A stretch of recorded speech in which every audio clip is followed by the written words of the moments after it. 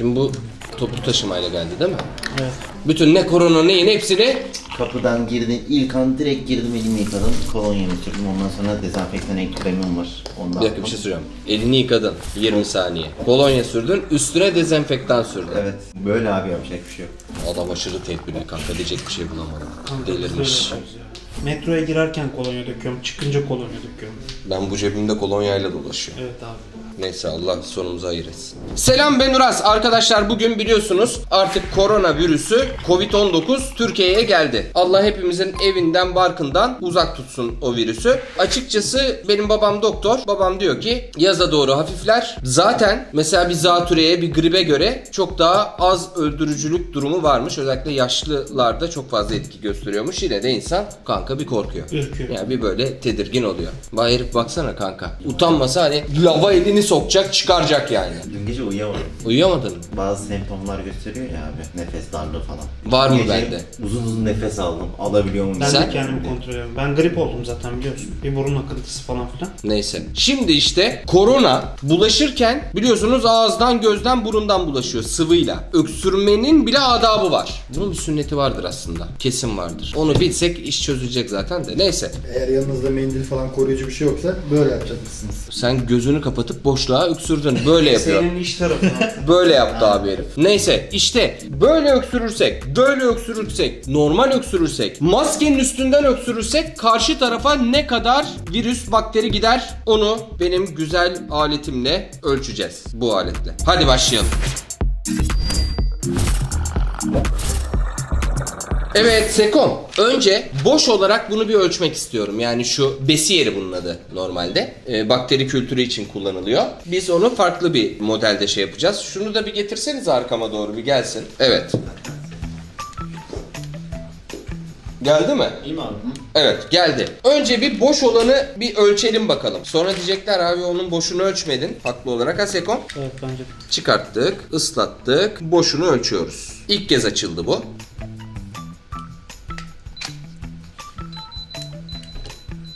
Kapat kapağını kapat diyor. Niye kapağını açtın diyor. Şimdi hazır bu. Bakalım boşu ne kadarmış? Geldi. 6. Tertemiz. Bugüne kadar ölçtüğümüz en temiz şey Evet. bu arada. Yalayabilirsin. Yani istiyorsan sen yala sonra Barış Kağan yalasın. Öyle seviyor Barış Kağan'ı çünkü biliyorum. Oğlum hapşurasın da geldi ha Sekon. Şimdi şöyle bir şey yapacağız arkadaşlar. 4 kişi var burada. Bu dördüne de önce açık açık öksüreceğiz elimizi koymadan. Sonra elimizi koyacağız. Sonra doktorların ve Sağlık Bakanlığı'nın söylediği gibi bu şekilde kapatacağız. Öyle öksüreceğiz ve ardından bu arkadaşın üstüne de maske takıp öksüreceğiz. Tamam mı? Şimdi kaç kişiyiz? 4 kişi öksüreceğiz. Önce bir karıştan 4'er kez bu arkadaşın ağzına hiç elimizi falan kapatmadan öksüreceğiz. İlk ben başlıyorum. Gelin sırayla öksürün.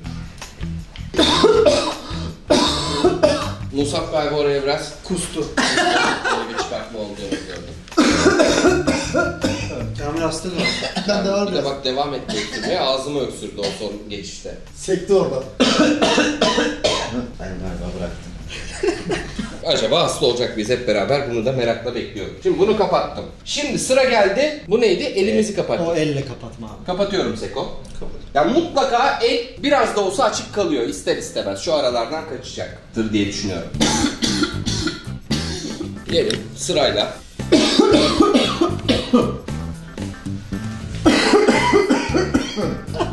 Bir garip oldu. Herkes öksürüyor. Ben bir şey söyleyeyim. Neyse. Bunu da yaptık. Şimdi dirsek içi öksürme. Bana bu çok mantıklı geliyor Sekon ya. Bana da mantıklı. Bayağı kapatıyorsun çünkü. Oraya buraya değmiyor ya abi. Onda biraz şey yapacağız. Biraz uzakta öksürmek gerekiyor bence bunda özellikle. Hadi gelin.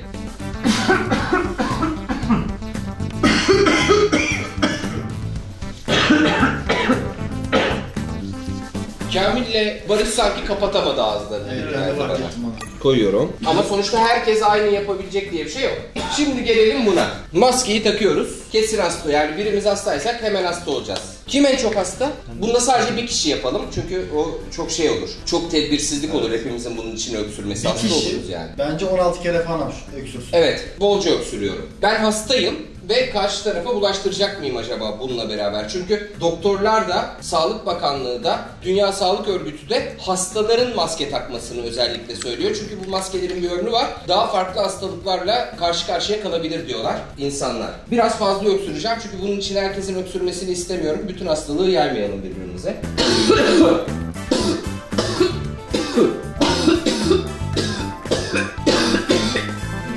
11 oldu. Tamam.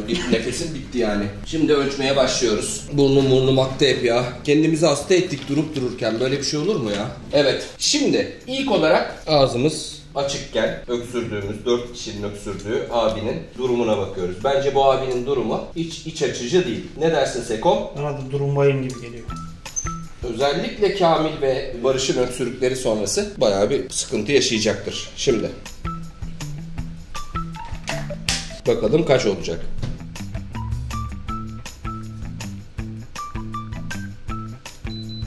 302.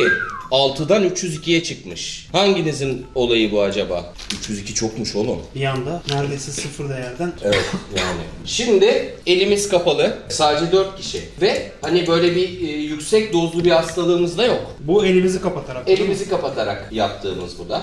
Kameranın arkasında sürekli kolonya süren tipler var ya. Elimizi kapatarak yaptığımız. Bakalım kaç? Hmm.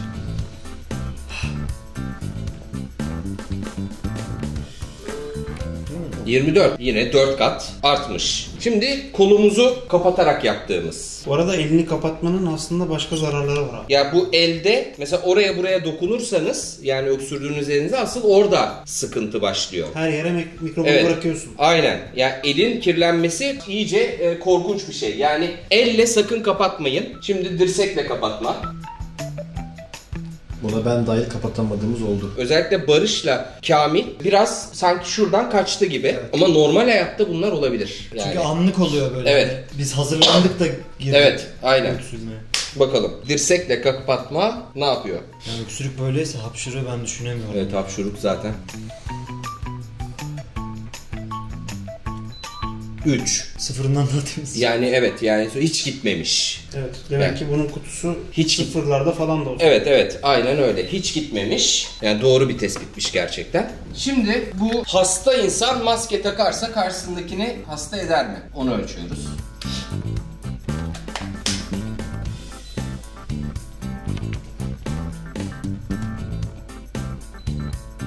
Dokuz. Gerçekten koruyor. Yani en iyi koruma yönteminin ama dirsek olduğunu görmüş olduk. Yani fakat 3 ile 9 arasında aslında çok büyük bir fark yok. Çünkü bu binleri ölçen bir cihaz. Şunu gördük. Elle kapatmayla yani tavsiye edilmeyen elle kapatma ve hiç kapatmadan öksürmek karşınızdaki sağlıklı insana büyük sıkıntılar yaratabilir. Elle kapatarak öksürmek özellikle dokunduğunuz yerlere virüsünüzün bulaşması konusunda çok büyük sıkıntı. O yüzden şunu unutmayın. Bir de şöyle bir şey var abi. Ha. Her zaman öksürdüğünde kapatamıyorsun ki. Bazen annen öksürüyorsun. Aynen. O yüzden maske takmak bence Hastaysa evet aynen maske takmak çok önemli yani en önemli şey o aslında. Bir de şimdi en çok merak edilen konu toplu taşımada ne olur? Uçakta deneyelim. Çünkü elimizde uçak var. Elimizde uçak var. Uçağa gidelim. Sekom nasıl uçak? Fena abi ya. Harbi ha. Nişantaşı Üniversitesi'ne teşekkürler bu eğitim uçağı kabini için. Şimdi yanımda dayı duruyor. Ben de böyle boşluğa doğru öksürüyorum. Tamam mı? Kamil'im sen de şuradan bana doğru öksür de ama ağzımıza şey yapma. Musa sen de böyle koridordan geçiyorsun. Hani anladın mı? Şurada falan öksürmeye başla hani.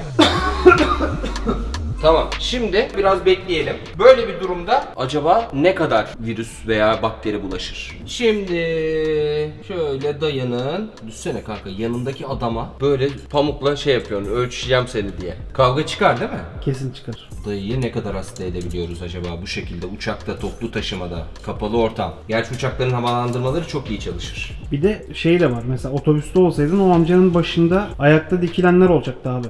Tabii canım yani sürekli adam burada öksürecek bütün yolculuk boyunca. Değil mi? Tabii. Bakalım ne çıkacak acaba? Gerçekten merak ediyorum. Koyuyoruz. Bakalım. Dik tutuyoruz. Toplu taşımada yanınızdan geçip giden öksürenler sizi ne kadar hasta edebilir? Onu göreceğiz.